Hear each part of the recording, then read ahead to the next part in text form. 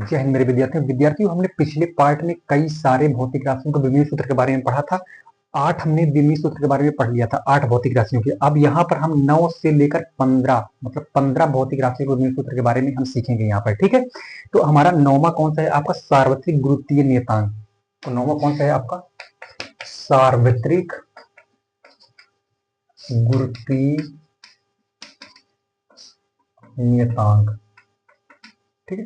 देखिए, सार्वत्रिक गुरुत्वीय नियतांक को हम दर्शाते हैं कैपिटल जी से। किसे दर्शाते हैं? कैपिटल जी से। इसका सूत्र हम कैसे निकालेंगे? इसका सूत्र हमको निकालना पड़ेगा, ठीक है। देखिए, गुरुत्वाकर्षण का सार्वत्रिक नियम, जो कि इसी क्लास 11th में हम लोग आगे पढ़ेंगे, ठीक है। तो देखिए कैसे होता था। मान लीजिए अगर आपके पास दो पिंड है, एक पिंड का द्रव्यमान आपके पास m1, दूसरे पिंड का द्रव्यमान है आपके पास m2, ठीक है। इन दोनों पिंडों के बीच की दूरी अगर हम कितना मान ले? स्मॉल r मान ले, ठीक है। तो इन दोनों के पिंडों के बीच लगने वाला जो बल होता है ना, बल को हम दर्शाते हैं force, that is capital F से। इन दोनों पिंडों के बीच लगने वाला जो बल है वो अनुक्रमानुपाती होता है। किसके? इन दोनों द्रव्यमानों के। अगर पहले पिंड का द्रव्यमान m1 है, दूसरे पिंड का द्रव्यमान m2 है, ठीक है। दोनों पिंडों के द्रव्यमानों के गुणनफल के क्या होता है? अनुक्रमानुपाती होता है। ये अनुक्रमानुपाती का चिन्ह है आपका, ठीक है। तो इन दोनों पिंडों के बीच लगने वाला बल इन दोनों पिंडों के द्रव्यमानों के गुणनफल के अनुक्रमानुपाती होता है, तथा इनके बीच की दूरी के जो यही बल है, तो ये क्या होता है? 1/r²। इनके बीच की दूरी के वर्ग के क्या होता है? व्युत्क्रमानुपाती। चिन्ह तो वही रहेगा, लेकिन व्युत्क्रमानुपाती में 1 करके लिख देते हैं, ठीक है।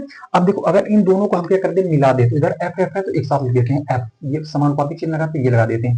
देखिए, इन दोनों का मिलाएंगे तो क्या हो जाएगा? दोनों का गुणा हो जाएगा। तो ये m1 m2 का मान कितना हो जाएगा आपका? m1 m2 का मान हो जाएगा आपका r², ठीक है।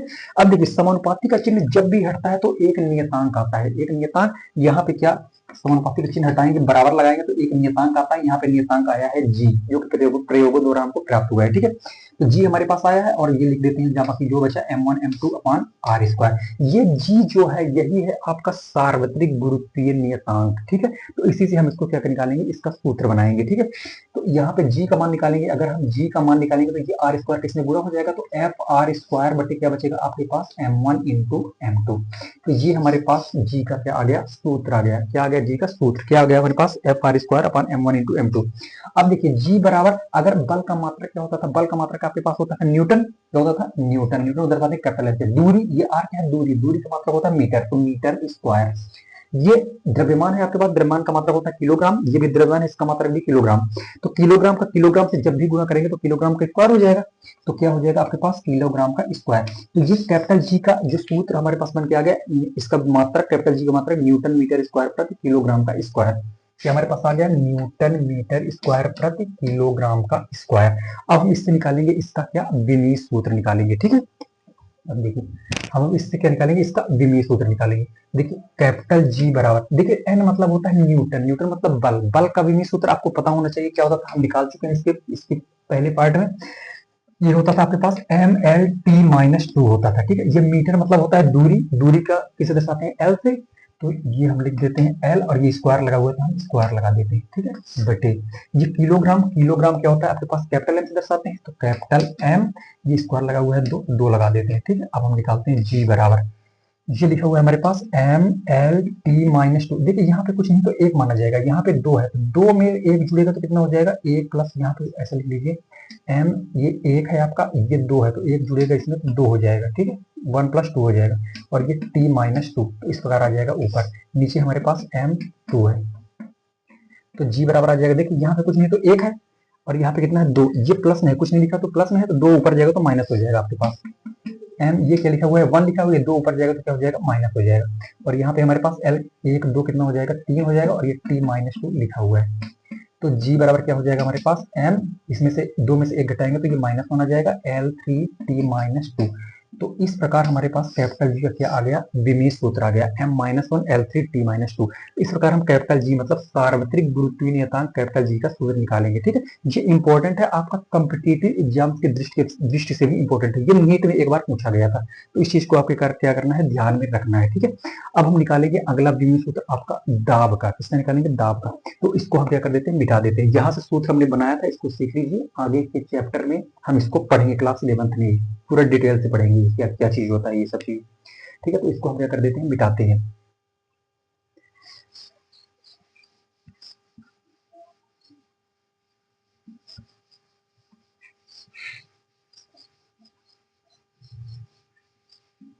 तो विद्यार्थियों अब हम अगला विमीय सूत्र निकालते हैं आपका दाब का। किसका निकालते हैं? दाब का।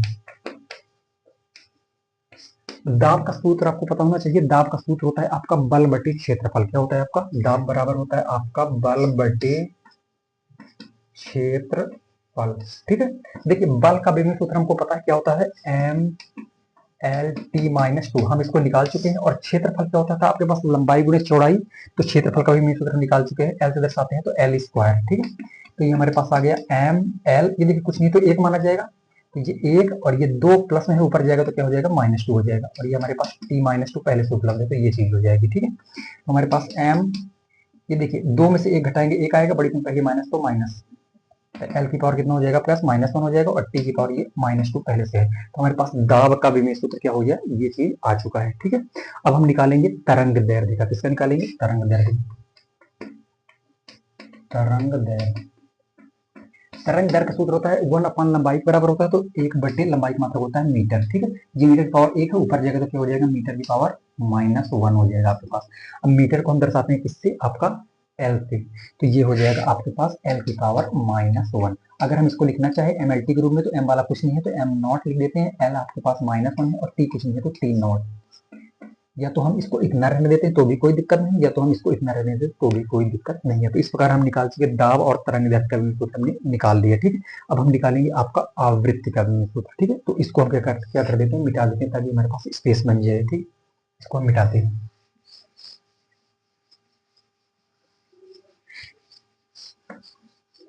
ठीक है, अब हम विद्यार्थी निकालते हैं आपका आवृत्ति का विमीय सूत्र। हमारे पास 12वां है, कौन सा? आवृत्ति। देखिए आवृत्ति का सूत्र आपको पता होना चाहिए क्या होता है। आवृत्ति का सूत्र होता है एक बटे क्या? आवर्तकाल। एक बटे क्या होता है? आवर्तकाल। ठीक है, तो वन अपान आवर्तकाल आपका समय से रिलेटेड होता है। ठीक है, तो इसी आवर्तकाल का जो मात्रक होता है वो क्या होता है? सेकंड होता है। इस सेकंड की पावर एक है, ऊपर जाएगा तो क्या हो जाएगा? सेकंड की पावर माइनस वन। और सेकंड की जब भी बात आएगी हम किसका यूज करेंगे? कैपिटल टी का यूज करेंगे। ठीक है, तो टी की पावर क्या हो जाएगा आपके पास? Minus one. या तो हम इतना रहे तो भी कोई दिक्कत नहीं है, अगर एम एल टी के रूप में लिखना चाहे तो एम नॉट एल नॉट और टी की पावर माइनस वन भी हम लिख सकते हैं। ठीक है, तो इतने रहने देते, कोई दिक्कत नहीं है। अब हम निकालेंगे इसके बाद आवेश का विमीय सूत्र। किसका निकालेंगे? आवेश का। इसको हम मिटा देते हैं।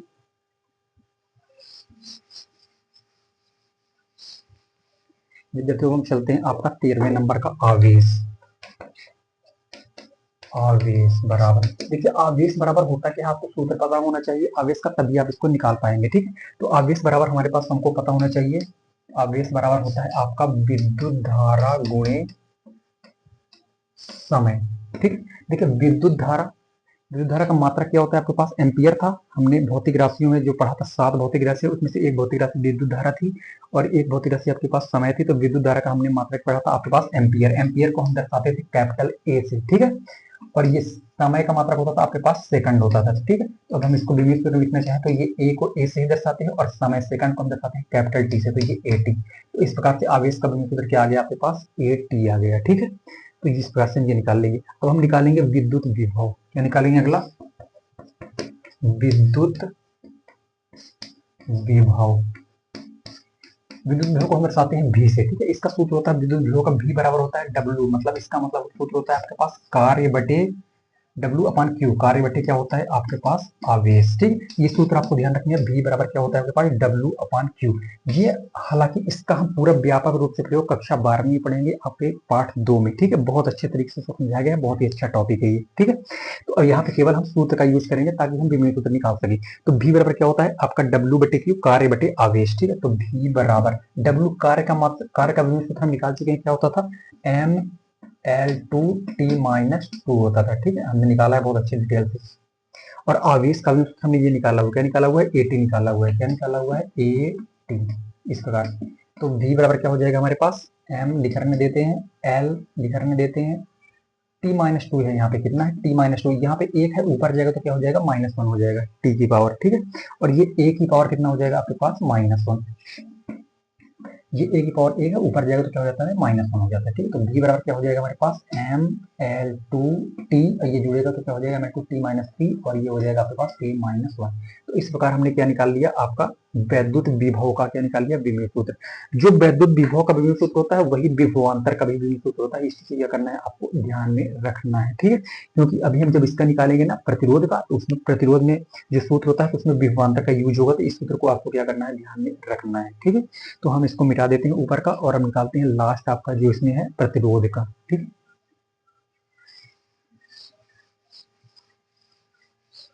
ठीक है, हम निकाल देते हैं आपका लास्ट कौन सा है, 15वां प्रतिरोध। देखिए प्रतिरोध को दर्शाते हैं हम कैपिटल आर से, तो कैपिटल आर बराबर होता है आपका V बटे आई। भी आपका क्या है, आपका विभवांतर है और आई आपका क्या है, विद्युत धारा, ठीक है। भी आपका क्या है, विभवांतर और ये आई क्या है, विद्युत धारा। तो आर बराबर भी, विभवांतर का आपने सूत्र हमने क्या निकाला था, ये निकाला है, लिख देते हैं ML2T-3 और A-1। ये सूत्र हमने निकाला था विभवांतर का। यह विभव, विभवांतर और विभव सेम ही होता है, ठीक है। तो ये सूत्र हमने ये निकाला था और ये आई मतलब होता है विद्युत धारा, विद्युत धारा का मात्रक होता है आपका एम्पियर, ठीक है। तो ये आर बराबर क्या हो जाएगा, इसको लिख देते हैं पूरा, ये लिखा हुआ है मेरे पास ML2T-3 A-1, ये लिखा हुआ है, ये इसका और एक है ऊपर जाएगा तो क्या हो जाएगा, -1 हो जाएगा, ठीक है। तो आर बराबर क्या हो जाएगा आपके पास, विभव सूत्र, आपके पास प्रतिरोध का विभव सूत्र क्या हो जाएगा, ML2T-3 A-2। इस प्रकार हम क्या निकाल देंगे, प्रतिरोध का विभव सूत्र निकाल देंगे, ठीक है। तो विद्यार्थियों हमने इतने विभव सूत्र, आपके 15 टोटल विभव सूत्र हमने निकाल लिया, और भी बहुत सारे विभव सूत्र हैं जिसका हम आपको पूरा एक सेट प्रोवाइड करवा देंगे ताकि आप लोग पूरा देख सकें। उसमें सारी परिभाषा, डिफिनेशन, हर चीज लिखा हुआ है, कैसे निकाला गया वो भी सारी चीज बता दिया जाएगा, ठीक है। अब क्योंकि बहुत सारी चीजें निकालना संभव नहीं, इसलिए हमने इसको इतना ही आपको समझाने के लिए पूरा बता दिया कैसे निकाला जाता है, बाकी आप आगे पूरा सीख जाएंगे कैसे निकाला जाता है, ठीक है। अब हम चलते हैं अगले स्टेप की तरफ। विद्यार्थियों अब हम कुछ समान विमीय सूत्र वाली भौतिक राशियों पर चर्चा करेंगे, ठीक है। तो समान विमीय सूत्र वाली कुछ भौतिक राशि हमारे पास इधर भौतिक राशि जैसे कार्य हो गया, गतिज ऊर्जा हो गई, स्थितिज ऊर्जा होगी, ऊष्मीय ऊर्जा होगी और विद्युत ऊर्जा होगी, ठीक है। इन सभी का विमीय सूत्र सेम होगा। सेम कौन सा होगा आपका, इन सभी का जो विमीय सूत्र होगा वो आपका होता है ML2T-2, ठीक है। तो ये चीज ध्यान रखना है, इन सभी का विमीय सूत्र क्या होगा, ये होगा। इस चीज को आपको क्या करना है, दिमाग में अपने फीड रखना है, ठीक है। जो रेखीय संवेग या आवेग, इन सब का विमीय सूत्र क्या हो जाएगा आपका, ध्यान रखना है, इन सब का विमीय सूत्र होगा आपका ML, तो हो जाएगा ML-T-1 होगा। इन रेखीय संवेग और आवेग दोनों का विमीय सूत्र क्या हो जाएगा, ML-T-1 हो जाएगा, ठीक है। आपका दाब, प्रतिबल और प्रत्यास्था गुणांक, इसका विमीय सूत्र होगा आपका क्या हो जाएगा, हो जाएगा ML-1 और T-2 हो जाएगा, ठीक है। ये एक चीज आपको क्या करना है, ध्यान में रखना है, ML-1 T-2 हो जाएगा, इसका ML-T-1 हो जाएगा, ठीक है। आपका आवृत्ति या कोणीय वेग, इन दोनों का विमीय सूत्र आपको सेम होगा, ठीक है। तो इसका विमीय सूत्र आपको ध्यान रखना है, क्या हो जाएगा, M0 L0 और T की पावर क्या हो जाएगा आपका पास -1, ठीक है। तो इस दोनों का विमीय सूत्र आपको ये चीज होगा, इस चीज को आपको क्या करना है, ध्यान रखना है।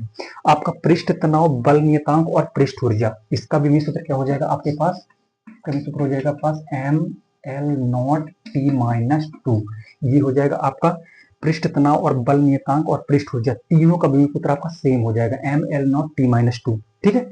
अब आपका बचा, आपका क्या बचा, कोणीय संवेग और प्लांक नियतांक, इसका विमीय सूत्र आपका क्या हो जाएगा, देखिए इसका विमीय सूत्र हो जाएगा आपके पास ML2T-1, ये हो जाएगा आपके पास कोणीय संवेग और प्लांक नियतांक का विमीय सूत्र, ठीक है।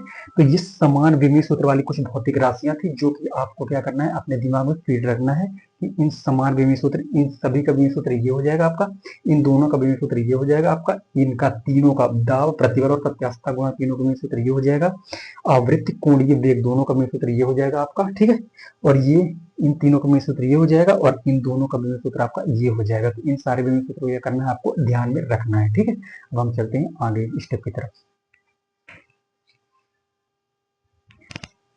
विद्यार्थियों अब हम नेक्स्ट अपने इंपॉर्टेंट टॉपिक की ओर चलते हैं। हमारा नेक्स्ट टॉपिक है विमीय विश्लेषण के अनुप्रयोग या उपयोग। ये टॉपिक आपका एग्जाम में कई बार पूछा गया और बहुत ही इंपॉर्टेंट है, ठीक है। तो हमने समय बचाने के लिए इसके बारे में थोड़ा सा लिख लिया है, क्योंकि ये पूरा थ्योरेटिकल है, ठीक है। देखिए, विमीय विश्लेषण के जो अनुप्रयोग होते हैं, उपयोग होते हैं, पहला उपयोग होता है कि भौतिक समीकरणों की शुद्धता की जांच करने के लिए इसका उपयोग किया जाता है। किसके लिए होता है? भौतिक समीकरणों की शुद्धता की जांच करने के लिए। ये शुद्धता की जांच कैसे की जाती है, इसके जस्ट बाद हम इसको पढ़ेंगे, भौतिक समीकरणों की शुद्धता की जांच कैसे की जाती है आपका विमीय विश्लेषण का उपयोग करके, ठीक है। तो आपको बस अभी ध्यान रखना है कि भौतिक समीकरणों के उपयोग किसके लिए किया जाता है? शुद्धता की जांच करने के लिए किया जाता है, ठीक है।